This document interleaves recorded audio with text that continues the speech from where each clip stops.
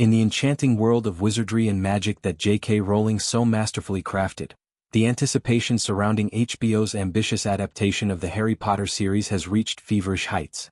With a budget that rivals the grandest of cinematic spectacles, this new television endeavor promises to delve deeper into the lore, staying true to the timelines and intricate details of the original novels. One of the most fascinating aspects of this production has been its commitment to authenticity, particularly in recreating the mundane yet pivotal Muggle world that serves as the backdrop for young Harry's early life. Nowhere is this dedication more evident than in the quaint town of Hoddesdon, nestled along the serene banks of the River Lea, just 20 miles north of the bustling heart of London in Hertfordshire.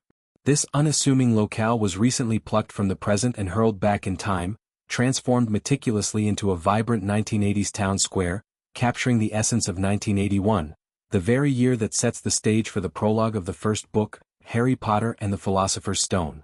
The transformation of Hoddesdon was nothing short of a time-traveling marvel, orchestrated with the precision of a master illusionist. Crew members, armed with an arsenal of period-appropriate props and set pieces, descended upon the town's historic clock tower, a landmark that stands as a sentinel over the daily comings and goings of its residents.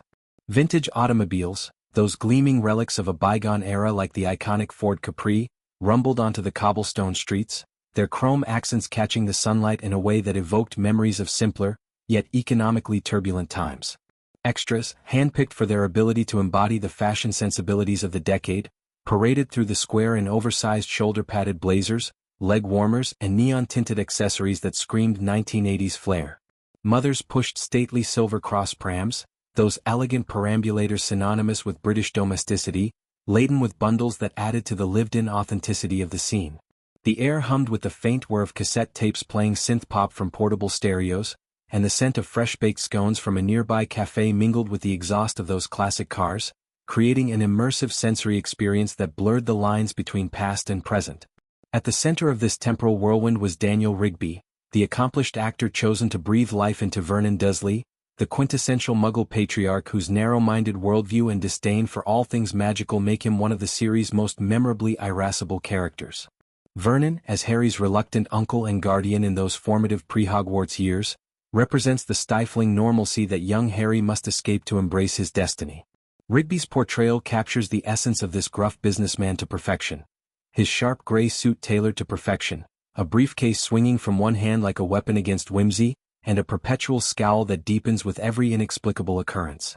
In the scenes filmed that day, Rigby as Vernon strides purposefully toward his daily routine, perhaps en route to his soul-crushing job at Grunning's Drills, only to be derailed by an unwelcome intrusion from the wizarding world. The encounter unfolds with comedic yet tense precision. A flamboyantly attired wizard, cloaked in an all-purple ensemble that billows dramatically in the breeze, approaches with mischievous intent. With a theatrical flourish, the enigmatic figure pinches Vernon's nose in a gesture of pure provocation, sending the hapless Muggle tumbling onto the pavement in a heap of indignation. Crew members discreetly position crash mats to ensure safety, but the raw emotion Rigby infused into the moment, shock, fury, and a hint of bewildered fear, left onlookers chuckling and gasping in equal measure. This pivotal sequence isn't just a throwaway bit of exposition.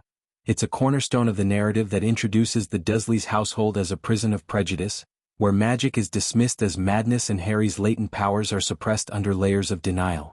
By setting the prologue in 1981, the series honors the novel's chronology, allowing viewers to witness the immediate aftermath of Voldemort's failed curse on the infant Harry, the whispers of the wizarding community's jubilation, and the Muggles' oblivious grumbling over everyday woes. The production team's attention to historical detail elevates these moments from mere setup to a richly textured prelude. Consider the estate agent's window, strategically placed in the square as a window into the era's economic strife. Listings boast terraced homes for a mere £25,000, a sum that, adjusted for today's inflated market, seems laughably quaint but underscores the era's housing affordability amid rising inflation.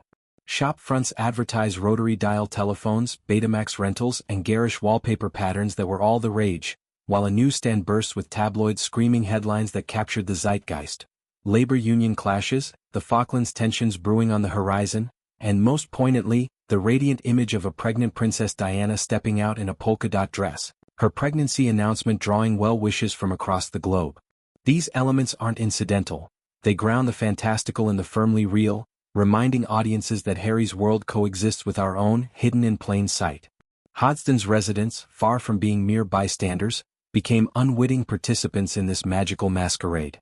Local shopkeepers paused their routines to watch as the square teemed with life from 4 decades prior, children wide-eyed at the spectacle of actors in period garb reciting lines that would soon enchant millions. One elderly gentleman, leaning on his cane by the clock tower,